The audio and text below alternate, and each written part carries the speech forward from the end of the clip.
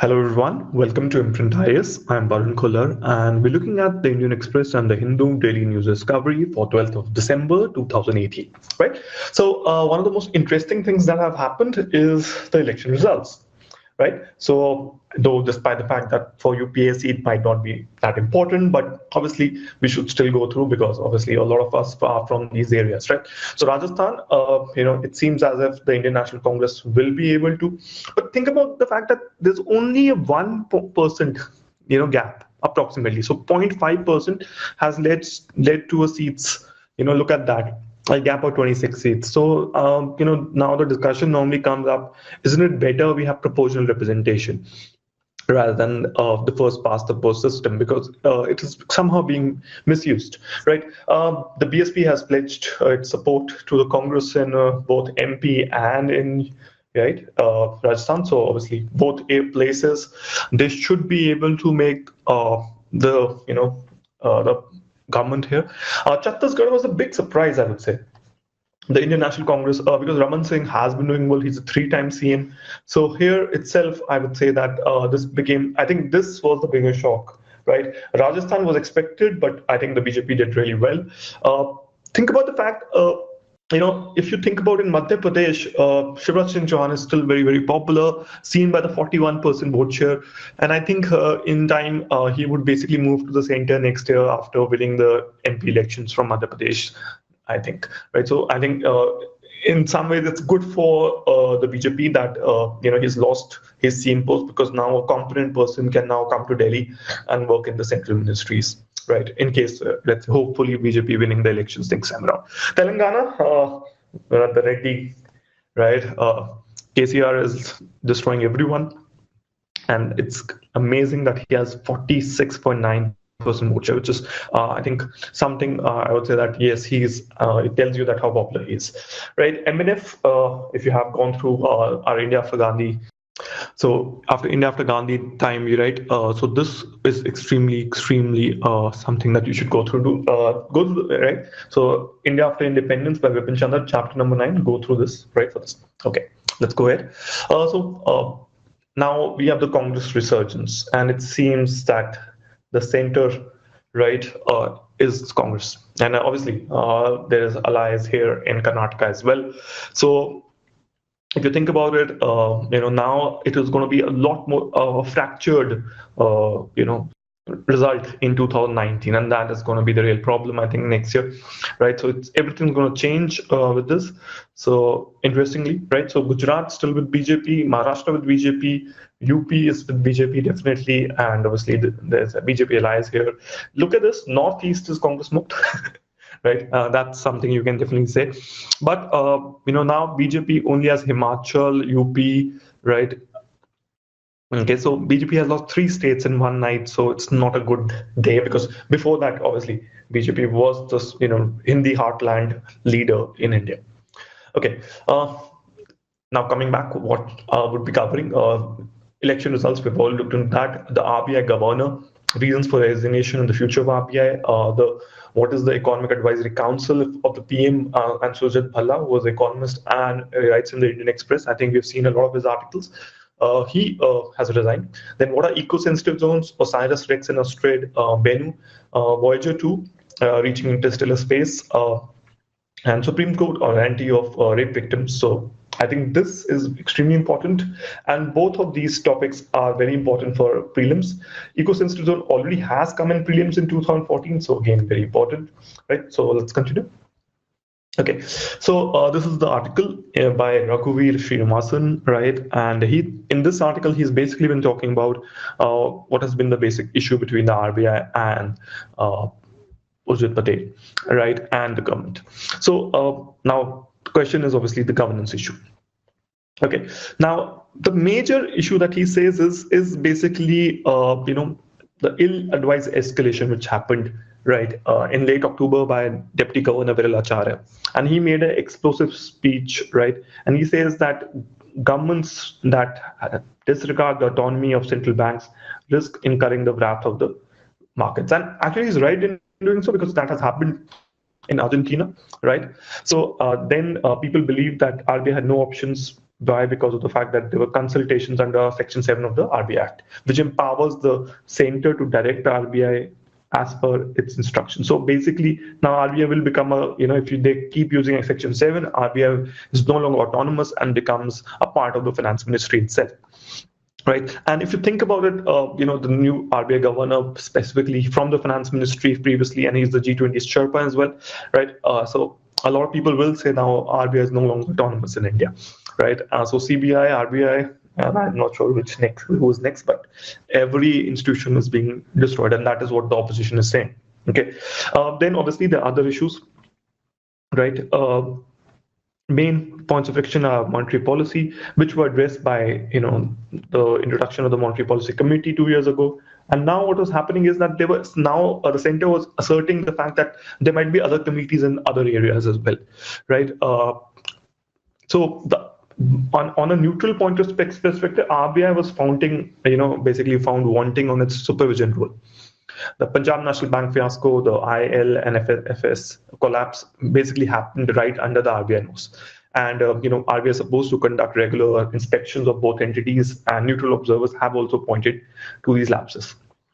But obviously, the center deserves the blame for pushing the government into a corner, and it was too aggressive in pushing its overgrowing agenda. Now, because obviously the government would want, yes, that there should be no freeze in trade markets, but that doesn't, justify what they have done, right? Now, what has happened is Surjit Bhalla, when everything was looking good, that now, all the issues are done, he has resigned, and he says he should not be a part of the government. Now, the question is obviously, can Shakti Kanta Das, right, who is also the secretary in the Department of Economic Affairs, take care of the RBI now? And now, in the end, what Raghuveer Srinivasan has said is two interesting points. He says, we need a clear enunciation of the central bank responsibilities. What is the RBI governor supposed to do? And his position hierarchy is not clear because the board of directors is also there. So obviously, and there's a danger in keeping the position ill-defined, because there's a constant effort of bureaucracy to whittle down its power. Not just that, the personal element in the RBI has to be taken out by an institutional mechanism, much like the MPC in case of the Monetary Policy Committee. The reference of the reserves sharing to a committee is one such idea, where there'll be little scope, right, to the governor to act on its own, just as the government too cannot exert pressure on him. So the idea is that make a committee, but whenever committees are made in India, they're hardly good, because most of them have nominees by the government, and normally they will take decision which the government wants, despite the fact it might not be good for the economy. So again, whether committees are good or bad I think they're good for bureaucrats. They provide post-retirement opportunities, definitely. But other than that, how good they are, not really. Then, right, they make good recommendations, and they're never implemented in reality. Right, only those things which increase the power of a certain bureaucrat or governor is actually the thing which is normally accepted. But anyhow, on the positive note, I think the committee idea is extremely good. At least the personal, whims and fancies of one person can be avoided using this. Okay, Surjit Bhalla has resigned, right, as a part-time member of the Economy Advisory Council on December 1. And he says that why he's resigned, so because he has joined some organization that is CN and IBN, right? And he's also writing a book. So basically, who are the other members? So just to have a look, right? So we have Ratan Roy, right? Then we have Ratan Vattal, Vivek Debroy, and Surjit Bhalla, right? Then we have Ashima Goyal as well, and Shamika Ravi. Right. So what does the EACPM do? It analyzes any issue, economic or otherwise, referred to it by the Prime Minister, advising him thereon, addressing issues of macroeconomic importance, presenting views thereon on the Prime Minister. And these could be suo motu on the reference of the Prime Minister or anyone else. And this also could be any task desired by the Prime Minister at time to time. So obviously it's a loosely held extra constitutional body, independent body. Right, so it was reconstituted last year when the growth rate had actually come down.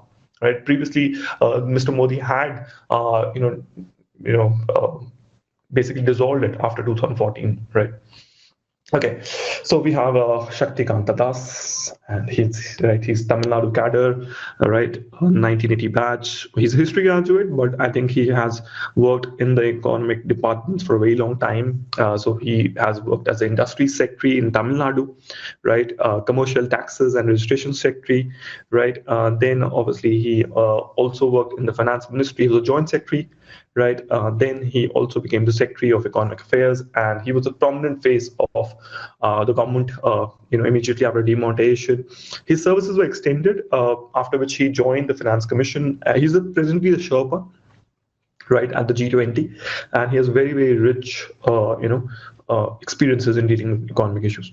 Now, obviously, now the criticism normally is that it's a reward for a loyalist bureaucrat who manned the war room in the finance ministry during the difficult days of post-demonetization, right? But obviously, it would be unfair to Mr. Das because obviously he brings a lot of experience in finance and industries ministry. Now, the problem is obviously he comes at the backdrop of two experts, Raghuram Ranjan and Ujit Patel. Both of them are experts in the in an economy. Despite the fact, obviously, on the other hand, he is an expert in managing the finance ministry, I think. So I think there will be less of any kind of misinterpretation, miscommunication between the finance ministry and RBI right now. Okay, so that would really help. So whatever he might do, it would seem to be very close to the ruling dispensation. So obviously, his moves may not be independent, but definitely he, whatever he moves he make would be actually accepted by the center. Right, so that is something that is there, right? So obviously he's trusted by the top leadership in the center. He knows how the wheels of power turn, and those sitting in the seats that matter, North Block and the PMAs, are his trenchmates. So obviously, coming from the steel frame of the government, right, it takes away the uneasiness between the RBI and the center. Okay, and remember, YB Reddy and Duviri Subbarao, right, both were bureaucrats before they went to the Main Street, and obviously they became independent once they moved to the RBI. The question is, can Shaktikanta Das live up to the high standards? Then obviously,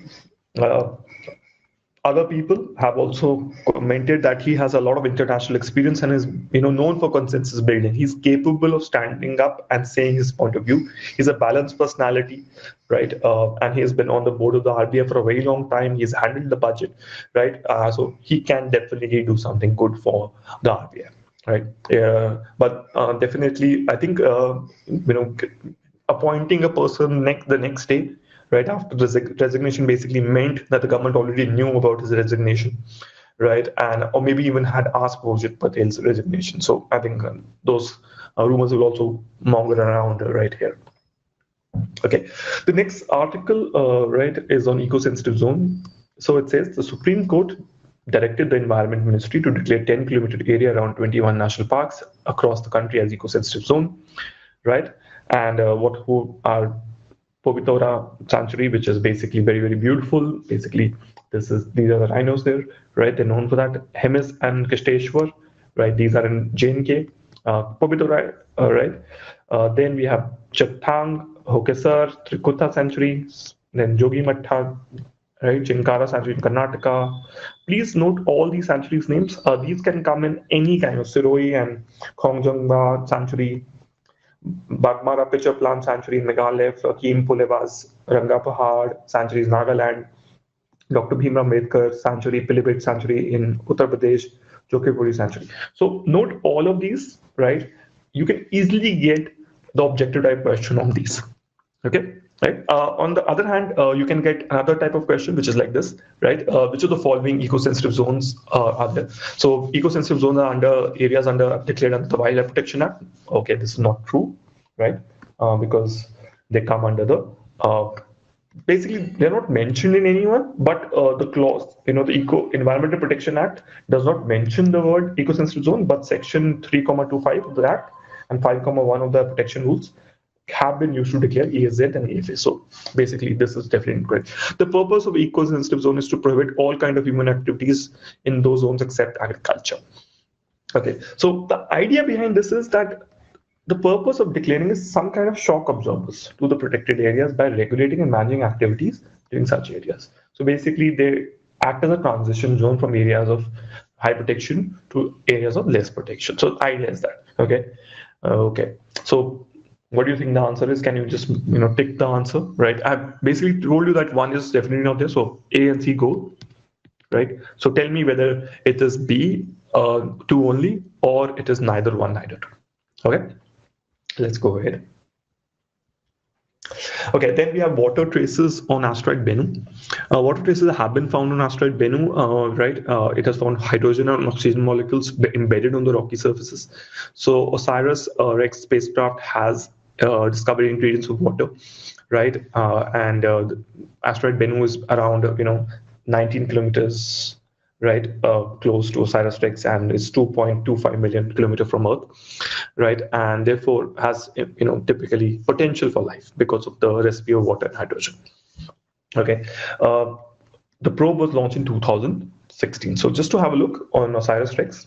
So what does OsirisREx stand for? Origin, Spectral Interpretation, Resource Identification, Security Regolith Explorer. Is a NASA asteroid study and sample return mission.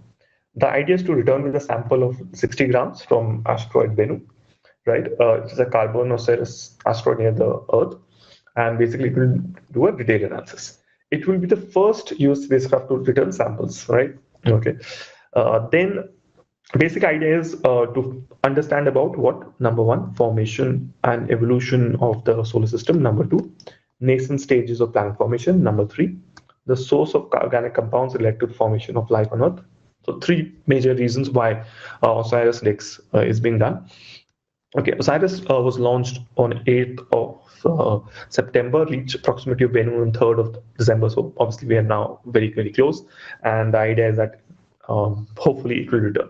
It is the third planetary science mission selected in the New Frontiers program after Juno and New Horizons. Can somebody tell me what is Juno and New Horizons? Okay, if you haven't studied this, please go through, just Google Juno and New Horizons. Okay, Juno is for Jupiter, New Horizons is for what? Please tell me. Is it for Pluto or what? Okay. Then we have Voyager 2. It's a NASA probe launched in 1997, 5-year mission, but it has become the second object to reach interstellar space, right? And instruments aboard the spacecraft show that is across the heliosphere, bubble of particles and magnetic fields produced by the sun on November 5. And the boundary crossed by the Intrepid probe has journeyed a bit more than 18 billion kilometers. So think about how far away it is. Right, it's called Helios, a place where hot solar wind turns up against the interstellar medium, the soup of stuff residing between the Milky Way and our galaxy. So very interesting. So things you should definitely know what is the heliosphere. Okay, it's a bubble of particles and magnetic fields produced by the sun. Okay, you should know about that. Then obviously Voyager 2 can come in any kind of objective type questions. Right? Okay, let's go ahead. So there are two in very, very interesting articles because, if you remember the various cases of Nirbhaya, right? Now everybody knows the name of the girl. Now, what the Supreme Court is saying, no person can print or publish in print, electronic, or social media the name of a victim, or even in a remote manner, or disclose any fact which can lead the victim to be identified and can make her victim, identity at public large. Now, what they have done? They say Nirbhaya, and they mention everything. She was a medical student. She was, with her boyfriend, Noida, everything. But if you tell all those things, people will get to know, and after that, people will talk, and the rumor mongering will start. What will happen in something that it's just a matter of time before, right? The rape victim's name will be got to know. Okay, so that is the major problem. Okay, so Nirbhaya, or let's say XYZ or ABC, right? The naming of the person is something very, very dangerous. Okay, and what the court has said that there's a bar on disclosure under Section 222A of the IPC was not confined to just the name of the victim, but actually meant that the identity of the victim should not be discernible from any matter published in the media. So it was just not the name, but more than that. Okay, right?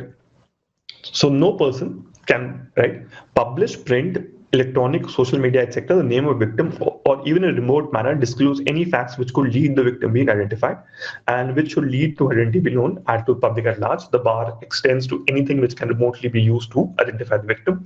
The court held that the bar on disclosure under Section 228A bracket 2 of the IPC was not confined to the name of the victim, but also meant the identity of the victim should not be discernible from any matter published in the media.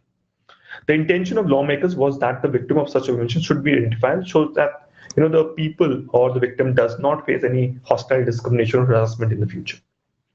Even if the person dies, in the case of Nirbhaya, she has, you should not disclose the name of the person, right? Okay. The interesting thing is what they have done is that even if the victim is dead or unsound mind, it should not be disclosed, even if there is authorization of the next of kin. Now here, maybe the court is going into the rights of the kin, right? But what they're saying is it has barred the police from putting public domain FIRs under Section 376 to 378, right, which are the IPC, and also those under the protection of POSCO. So you cannot get the public domain FIR, so you cannot get the name of the person. Okay, and the documents disclosing the identity of the victim should be kept in a sealed cover. The authorities which the victim identity was disclosed by investigation and the court are bound to keep it in a secret. Victim need not reveal her identity while filing appeal in a criminal court. That is what the Supreme Court says. And the judgment has come on a writ petition by Nipun Saxena. He says there's a need to protect the identity of adult and child victim of rape and sexual abuse that they do not face ridicule, ostracization, and harassment. Okay. On the other hand, we have the other article, not to curb sexually abusive content online. So, recently, a lot of porn sites were, went down because of the Supreme Court. Now, the Supreme Court is saying we should have a, standard operating procedure, which should deal with the publication, proliferation of sexually abusive content like child pornography, rape and gang rape videos, and objectionable material through social media intermediaries like Google, YouTube, Facebook, etc. WhatsApp. And it says that all these online giants had agreed that abusive and criminal content be stamped out. So child pornography, rape, gang rape victims, etc. Right? And the Government of India may frame the necessary SOP and implement them within 2 weeks now, this time, but okay, to eliminate child pornography, rape, gang rape imageries, video sites and content hosting platforms and other applications. So a very, very good step, right? I think even the rules, I think we are yet to see, but I would say that this is something, this can come in your ethics case study, right? So that's something, right? So you can quote this in your ethics case study, both of them, right? And in privacy of the victim, and obviously this on child pornography and rape victims, gang rape videos, definitely these need to be stopped as soon as possible, and these should not be there online. Okay, right. Thank you so much, right, for listening to us today, right? Please do comment, like, and share, and subscribe. If you have any questions, please do ask, right? Thank you so much.